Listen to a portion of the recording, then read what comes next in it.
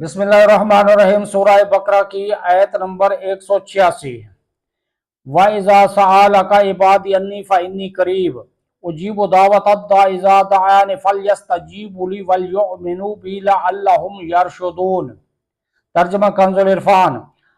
اور اے حبیب، جب تم سے میرے بندے میرے بارے میں سوال کریں تو بے شک میں نزدیک ہوں، میں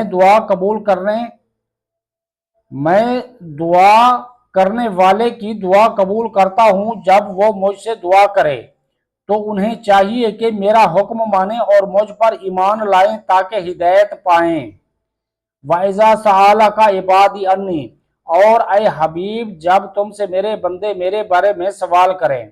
اس آیت میں طالبان حق کی طلب مولا کا بیان ہے، جنہوں نے عشق الہی میں اپنی خواہشات کو قربان کر دیا اور اسی کے طلبگار ہیں۔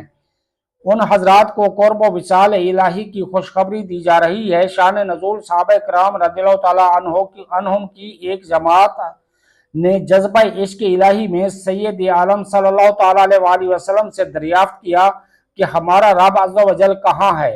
اس پر بتایا گیا کہ اللہ تعالیٰ مکان سے پاک ہے، کیونکہ جو چیز کسی سے مکان کے اعتبار سے قرب رکھتی ہو اس کے دور والے سے ضرور دوری پر ہوتی ہے، اور اللہ تعالیٰ سب بندوں سے قریب ہے۔ قرب الہی کی منازل تک رسائی بندے کو اپنی غفلت دور کرنے سے میسر آتی ہے۔ فارسی کا ایک شعر ہے، ترجمہ جس کا یہ ہے: میرا دوست مجھ سے بھی زیادہ میرے نزدیک ہے، لیکن تعجب کی بات ہے کہ میں اس سے دور ہوں۔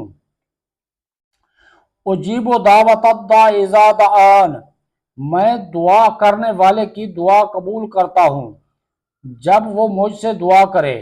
دعا کا معنی ہے اپنی حاجت پیش کرنا، اور اجابت یعنی قبولیت کا معنی یہ ہے کہ پروردگار عز و جل اپنے بندے کی دعا پر لبیک یا عبدی، لبیک عبدی فرماتا ہے۔ البتہ جو مانگا جائے اس کا حاصل ہو جانا دوسری چیز ہے۔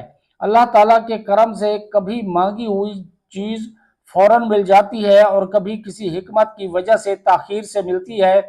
کبھی بندے کی حاجت دنیا میں پوری کر دی جاتی ہے اور کبھی آخرت میں ثواب ذخیرہ کر دیا جاتا ہے، اور کبھی بندے کا نفع کسی دوسری چیز میں ہوتا ہے تو مانگی ہوئی چیز کی بجائے وہ دوسری عطا ہو جاتی ہے۔ کبھی بندہ محبوب ہوتا ہے، اس کی حاجت روائی میں اس لیے دیر کی جاتی ہے کہ وہ عرصہ تک دعا میں مشغول رہے۔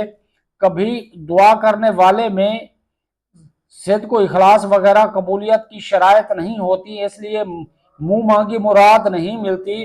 اسی لیے اللہ تعالیٰ کے نیک اور مقبول بندوں سے دعا کرائی جاتی ہے تاکہ ان کی دعا کے صدقے گناہ گاروں کی بگڑی بھی سنور جائے۔ دعا کے بارے میں تفصیل جاننے کے لیے فیضان دعا کتاب کا مطالعہ فرمائیں۔ وما علینا الا البلاغ۔